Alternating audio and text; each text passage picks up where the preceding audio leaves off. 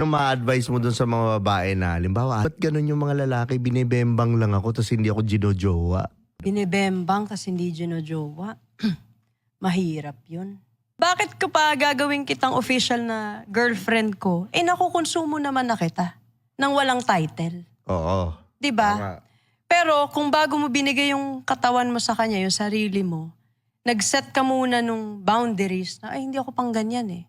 Dalawa magiging reaction yan. Either umalis na siya sa harap mo dahil yun lang ang habol niya sa'yo, yung bembang. You just dodge a bullet.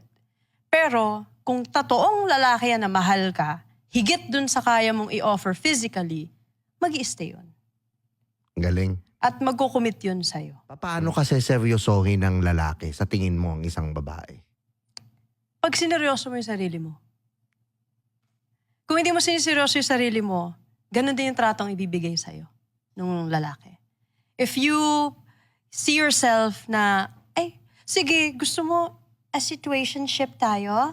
Oo. Sige, punta ako dyan, 3 a.m. Punta ako dyan, i-deliver ko yung sarili ko sa'yo. Oo. Yun yung magiging value mo. Yun yung tratong ibibigay sa'yo kahit napakaganda mo pa, napaka-sexy mo. Oo. Kung ano yung trato mo at respetong binibigay mo sa sarili mo, yun din yung respetong ibibigay nila sa'yo. And if they don't give you that respect, it has to be earned kasi. Pero hindi niya bibigay sa'yo yun, maling tao.